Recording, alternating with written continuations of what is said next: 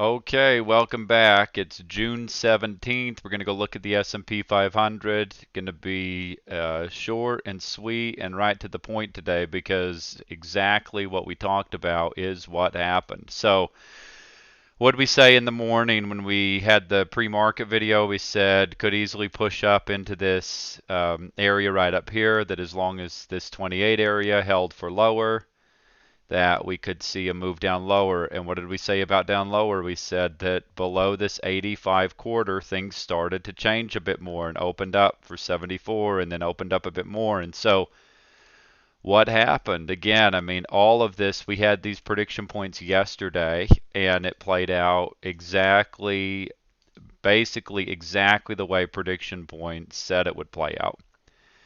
And so what happened, we had this initial push up here, got to 21.5. We had 22.75 here. This next one got to 21.75. So this one was 5 ticks away from here. This one was 4 ticks away from here. We talked about this 14, I think it was 1450 area. It got a little bit lower throughout the day, but you can see the how this was a factor here. We came below it, we came back up, we held, we came down here, moved back up here. So what happens then? Pretty nice move down. We set 85 quarter. Below that, things start changing. Low of the day, 85.50. And where do they come back before the end of the day? Back and hit the CP at 22.75. It's hard to do it a lot better than that. So about a 40-point range.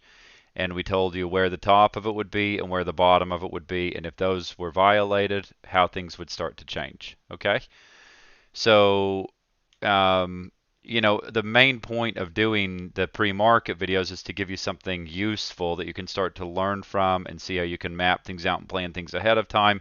And you can game plan around those. And the main point of these is to show you how what you would want to be. I mean, there's so many different approaches of how to trade the market, but to basically show you if you take that context of the pre-market videos and you figure a plan of how you're going to approach things.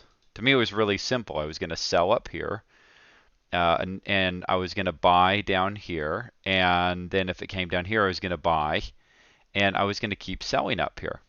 So it was like I was really going to sell the tops and buy the bottoms, sell bounces and buy pullbacks today. That was really pretty simple.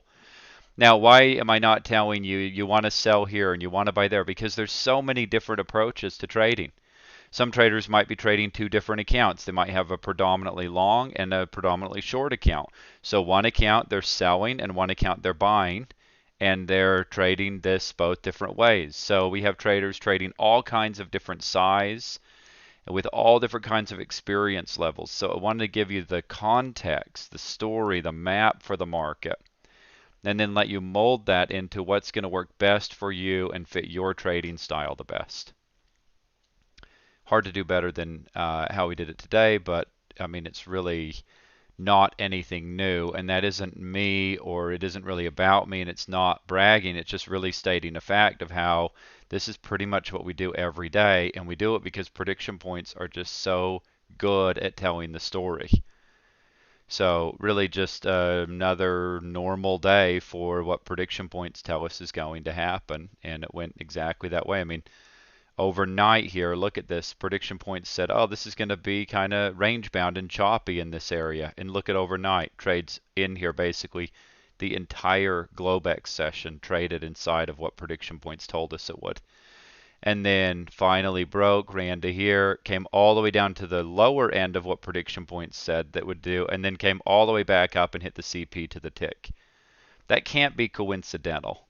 This isn't random lines or something. I mean, look at how it ran from here up to there where there's no prediction points in this area and then pulled back down to here. This is key turns. That's one of our proprietary indicators, and I typically have that loaded. So you can see how, I mean, and then when we came down in here, this congestion or this consolidation through here had already played out overnight, came down here. Not a big surprise that there were buyers waiting down here. And then where does the market go? Rips right out of there back up into here. I mean, just not really anything surprising here.